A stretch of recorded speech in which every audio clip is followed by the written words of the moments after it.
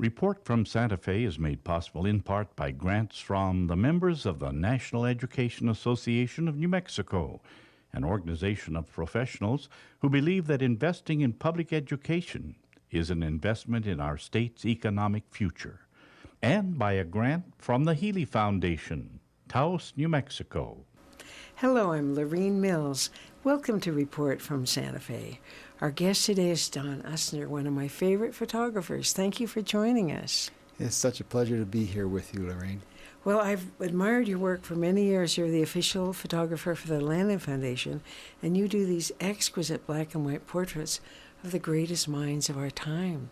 And it's just like sitting with them. You really capture their essence. So when I started exploring a little more about your landscapes, and one of the projects we're going to talk about today is a Lowrider project. But when I was looking at your background, I found that you're called a cultural geographer as well as an author and a photographer. What is a cultural geographer? Well, in this country, it's not common to hear of a cultural geographer, though in most of the world, especially in Europe, geography is still very much in the schools, including cultural geography. Cultural geography is normally divided into two main branches, physical geography and cultural. So physical geography deals with physical forms of the landscape, and cultural deals with cultural entities on the landscape. And both of them deal with geography, which is the spatial relationships between those elements. And I got interested in it as a graduate student. I majored in cultural geography, focusing on northern New Mexico. Well, one of the books I want you to tell us about, it's called Sabino's Map, Life in Chimayo's Old Plaza. So you're from Chimayo. My mom grew up there. Yeah, my mom's family's from there. She grew up there. I spent a lot of time there growing up, and then as an adult lived there for quite a long time. I was always in love with the place. Since my youngest years, I'd spend summers with my grandmother there, and was always just enchanted with the landscape and the people. And I began to write about it at a very young age. In fact, I just discovered in a random file a paper I wrote in high school extolling the history of Chimayo. So it's been a very important place to me personally throughout my life. And who is Sabino, and what was the map? Well, Sabino was a neighbor in the Plaza del Cerro, which is the part of Chimayo I come from. It's the old plaza that still remains in more or less intact form in Chimayo. It's by that I mean it still retains its rectangular form as a residential plaza from the 18th century.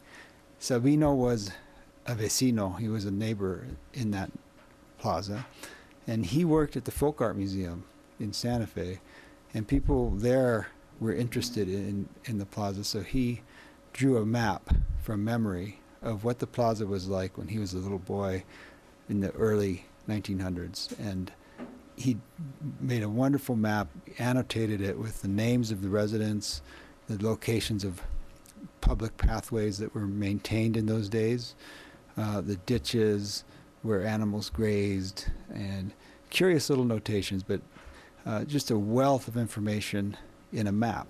It's a folk map that really evokes the community. And it was, in a way, a ticket for you, because you would come to these families, and there would be their grandfather's name on this map, or whoever it was, and and knowing you since you were a kid, they were happy, I think, to speak with you about the history of Chimayo. Yeah, it was really a deeply rewarding project, in large part because of the response of the people and their eagerness and willingness to share with me once we got past a certain barrier. And that's what was really telling to me. When I'd come to them and say, I want to tell a story about the old plaza, they'd say, oh, ya pa qué? That plaza, what for? That plaza's abandoned, it's run down. They were even a little ashamed of it because it wasn't kept up anymore. And then I'd lay out this beautiful map, which was about 2.5 by 3.5 feet in size. Oh. Lay it on their kitchen table, and they'd look at it and they'd say, bah, there's my tío, my primo, my cousin, and Yeah. they'd start telling stories. So it became a real key, a gateway that just opened up that world in their imaginations and memories, and hopefully that comes through in the book. And some of the other Chimayo books you have this one that's about your grandmother, Benigna's Chimayo Cuentos from the Old Plaza. What a wonderful lady. Yes, grandmother had a tremendous influence on me. I was very, very close to her. And when we were growing up, my siblings and I, she would, at night, put us to bed with a cuento. Mm. And a cuento is an old folk story. And she spoke English fluently and wrote and read it fluently. She was exceptional for her generation that way. But in the stories, oftentimes, they just didn't rhyme right, or just didn't have the right sense until she broke into Spanish. Mm-hmm. And so I got these beautiful phrases in Spanish that still ring in my ears. And so as an adult, I left the stories behind. She grew older. I stopped hearing them, and I thought, wow, I miss those stories. I'd like to tell them to my child, So I couldn't remember them very well. But luckily, my grandmother, even though she was in her 90s by then, remembered them well. So, and my mother, I owe a lot to my mother. She had also written some of them down years before. So between those sources, I was able to reconstitute the stories, and in Spanish and English. And one of the most wonderful moments for me was when my grandmother was over 100. When the book came out about then, she was in bed most of the time. And I would come to her and tell her the stories just like she used to tell them to me. And she would be so delighted to hear them and remember our time together and evoke, she remembered her time with her father telling her those stories. So it was a great sense of continuance of culture. And the way you end the book is with your own daughter coming to your grandmother to hear the stories from her again. Just Yes. beautiful full circle. Yes, exactly. One more Chimayo book, Okay. Chasing Dichos Through Chimayo. Look at this photograph. We'll look at it more closely in a minute. So this is another one of your Chimayo books. What is a dicho?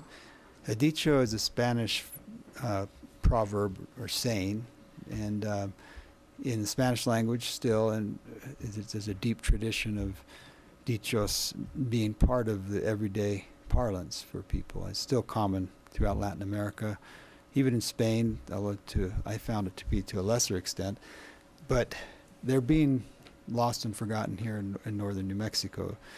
In my grandmother's day, they were used routinely as a way to entertain, to convey information to children, to wisdom, knowledge, morals, those kinds of things. And so I heard quite a few of them growing up. But once again, my grandmother used to say, a good memory is a thing of the past, which has a double entendre in there. Yeah. But it's true. I have a terrible memory. I could remember a handful of them. But again, my mother had been writing them down. So I said, let's put together a list of them. And she came up with 280 that she could trace to her mother, her experience with her mother. So these, unlike other Dichos collections, of which there are many, these derive from one woman, one family, and one location. And they're wonderful little folk sayings, but I didn't want to just put them together in a list. Oh, yeah. Yeah, because it was like kind of monotonous. So I ended up breaking them up with little vignettes, stories about visiting Chimayo, usually with my mother, visiting older people, and talking about the dichos in that context. And so that became one of the most rewarding experiences of my life because, again, it was connecting with this deep historical wisdom and knowledge and sharing it with my mother and visiting the most wonderful people in the world. So that was really a rewarding project. Now, one of the reasons I wanted you to come here is this book, Orale, Lowrider, custom made in New Mexico. This goes along with a show at the History Museum. You wrote an extraordinary essay in here about, what's the subtitle? Wait, I have it here. Oh, yes, cruising in the heart of the lowrider world. And so let's talk a little bit about the exhibit because it's up until March 2017. And people can go to the History Museum in downtown Santa Fe on the plaza and see this wonderful exhibit of photographs and of actual lowriders, beautiful lowriders.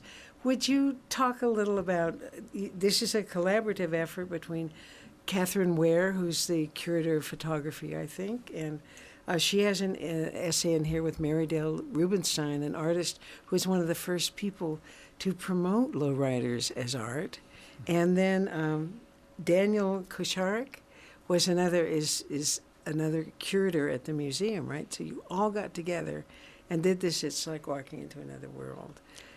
Yes, exactly. It was a collaboration, and it has been also, again, another very rewarding effort. And I see it as a continuum. All these pieces I've done about northern New Mexico culture and history, in that every piece, the dichos, the cuentos, the cultural geography, the old plaza, they're all parts of this amazing, rich, unique northern New Mexico culture. And the lowriders are a piece that are often looked down upon, or have been historically. And even for me, I myself, as a young person growing up, was taught to avoid them, and they were kind of had a kind of a bad name as unsavory characters.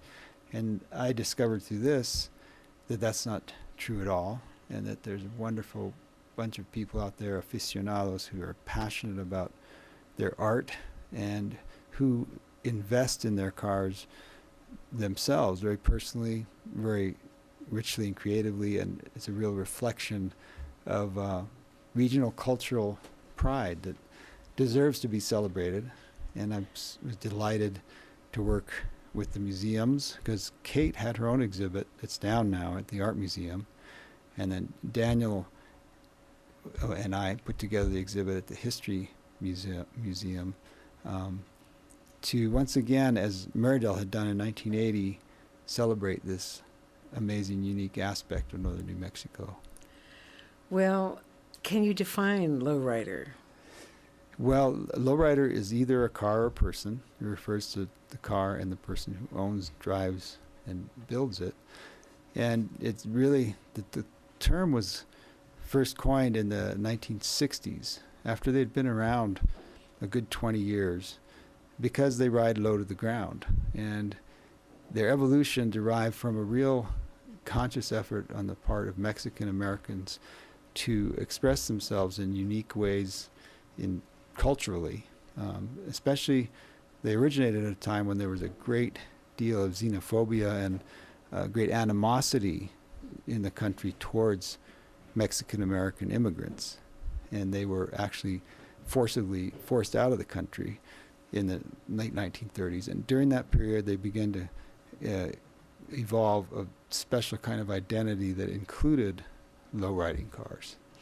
Well, you cover the whole history of lowriders, from the Pachucos to the Cholos, and the whole culture of lowriders.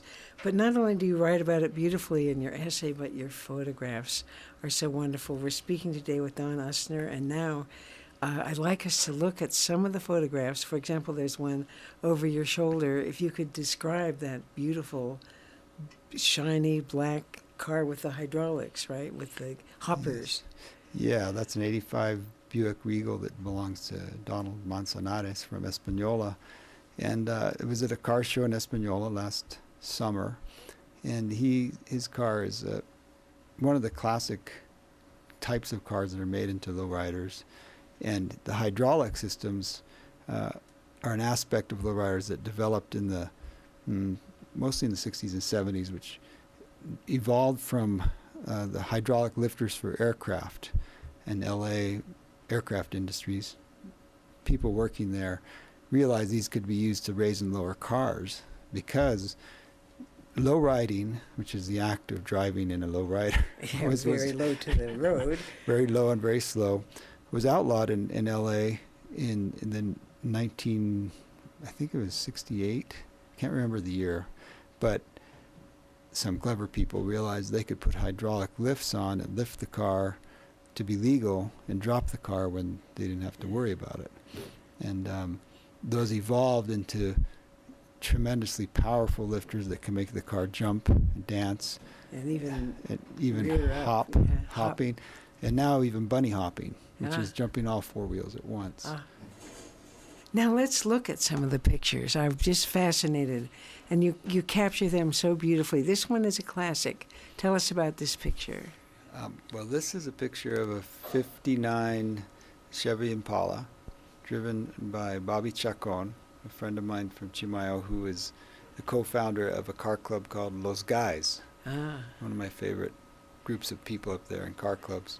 This is a beautifully restored 59 Impala, and he's cruising in it in the old plaza in Chimayo, ah, which is the subject of that first Yeah. book you mentioned, Sabino's Map. So to me, it combines a lot of elements that really speak of Chimayo, the Lowriders, the old building, and his cruising through there low and slow. It really is an expression of the place. The car is an artistic expression of the place. I like it for that reason. and let's look at another very artistic expression of a person. So this is a mechanic whose name I was never able to chase down after the fact. He's working on a car. It happens to be a 64 Chevy Impala. And he's got on, we're looking at the back of him, and it's a T-shirt with a Lady Guadalupe image on it, a very Yeah. archetypical image of Mexican-American culture that is adopted and very common in northern New Mexico as well. And So one of the things I understood from your beautiful essay is the importance of faith and family as part of the culture. And let's just look at a family off for a ride. Oh, this is so it's a mom and three daughters, just radiant, happy little girls, ready Yes. to go riding with mom. This is Bobby Chacon's family, and it's Bobby, Heaven, Angel, and Pam, all lined up. And I love it because it bespeaks the family nature of many of these clubs and people. Each one of these little girls, they can't drive, but they each have a car that they've claimed amongst the family collection, and they're very proud of them, and they're very into them, and like to sit behind the wheel. So it's an intergenerational cultural expression. One other very interesting part of your essay was how women started having their own car clubs. There's a couple of clubs. Lowrider Queens is one. Another one here in Santa Fe called Enchanted Expressions by a woman named Justice Lovato. So back in as early as the 70s, women began to own and build their own cars. And in LA, which LA was kind of the epicenter of the lowrider phenomenon, from which many innovations spread. But northern New Mexico has always been seen as another epicenter that kind of carried the heart and soul of the We actually phenomena. say that Chimayo is the spiritual center of the lowrider world, and the capital, the lowrider capital of the world, is definitely Española. But continuing about the women, let's look at a picture of your grandmother. I read about her through the Dichos book and the Cuentos book, but there she is. Tell me about your grandmother. Well, my grandmother was a very extraordinary person. She, born and raised in Chimayo, born in 1898 and died in 2001. So she touched 3 centuries. And she lived them all to the fullest and was extremely articulate, literate, and very prolific with her oral tradition.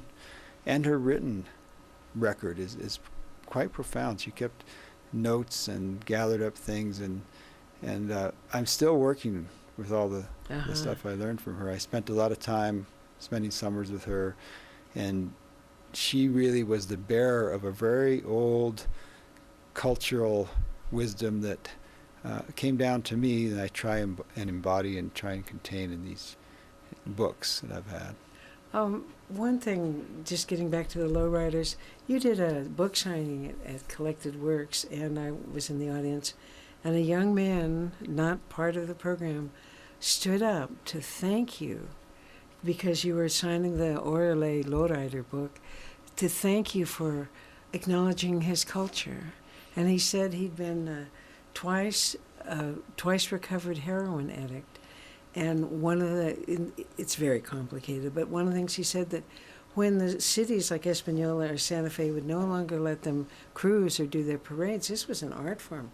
This was their self-expression, and they felt crushed that nobody wanted to see their work. And you so generously gave him a book, and he had his 12-year-old son there.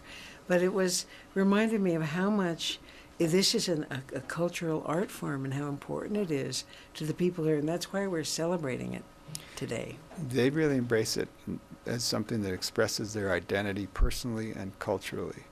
And he was incredibly powerful with his words. He brought his mother, his grandmother, and his son. Yeah. And he talked about how they felt like they had really been stripped of an avenue for expressing themselves, and they had been marginalized and downplayed. And he was thanking that was the most satisfying piece of this whole lowrider journey, this whole lowrider ride. It's been so wonderful. Well, let's go back to the spiritual heart, Chimayo, and you've taken some other portraits. You do such beautiful landscapes, and let's look at whose horse is this? I want to tell our audience this is just a magnificent horse galloping by, tail and mane in the wind, a dapple gray it looks like, and against an old shed with an old roof. This is a horse that belongs to Alonso Trujillo, and his father, Ezequiel, was an old family friend of my family, and I interviewed him for Dichos book and spent quite a bit of time with him up until his death just a few years ago. But the horse's name is Apache, and he's a stud, and he's a beautiful half-wild animal. But I love the picture because, to me, he expresses something of what I see in Chimayo. There's this vitality, there's this energy, there's this power and grace and beauty in this culture. And behind him is a crumbling barn that's about to collapse. Yeah.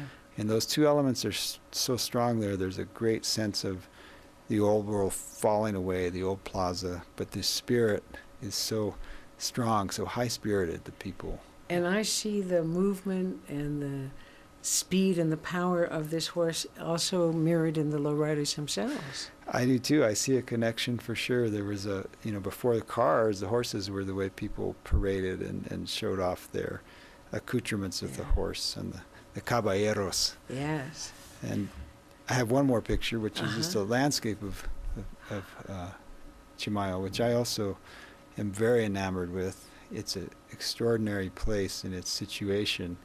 Very few people get out there around it and into these hills and see the context that also lends itself to that sense of spiritual energy and power there that I think is the real source of that the place itself resonates so deeply. And it is a almost mythological place because with the sanctuario there and the healing dirt and the pilgrimages. Where else in America do people carry crosses and walk across the state and they make the pilgrimage, those peregrinos?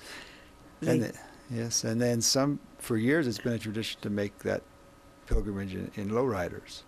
They start out from wherever they are in different parts of Chimayo and form an entourage and go to the santuario on Good Friday. Now they've been discouraged from doing that, so now they go part way and then they go back to Espanola and do a cruise. But the very first garage I visited, Lowrider Garage, had a mural on the wall of two lowriders hopping up in the air in front of the santuario. Yeah. So the spirit is linked in both of them. Yeah. And many times when I visited the sanctuary at Chimayo, there will be people blessing their cars.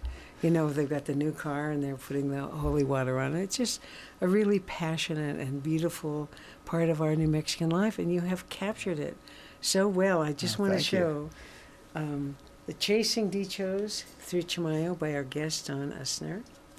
And if you have time, up until March 2017, for the people to go and look at the Lowrider exhibit in our beautiful history museum. This is the book full of wonderful photographs and essays, Orale, Lowrider. So what do you want? What's the essence of what you want people to know about this part of New Mexican culture?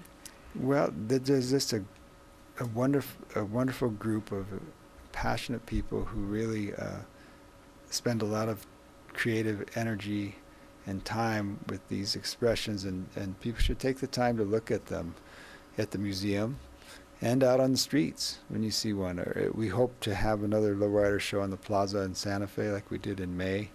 I helped a little bit with that. You had 130 cars? 135 cars and thousands of people. But there's regular shows in Espanola and in Santa Fe and Albuquerque, and go check them out. The people are, more than happy to share their creations, and they're very compelling. What shall we call them? Creations. Yeah, it's a very joyous and creative art form. Yeah, and really I love is. the little kids having their own car and they can't even drive yet. But when they're older, they will have a beautiful machine. Our guest today is Don Usner. Thank you for joining us. Thank you, Lorraine. It's been My a real pleasure. Yeah. My pleasure. And I'd like to thank you, our audience, for being with us today on Report from Santa Fe. We'll see you next week. Past archival programs of Report from Santa Fe are available at the website reportfromsantafe.com. If you have questions or comments, please email info@reportfromsantafe.com. Report from Santa Fe is made possible in part by grants from the members of the National Education Association of New Mexico, an organization of professionals who believe that investing in public education is an investment in our state's economic future, and by a grant from the Healy Foundation, Taos, New Mexico.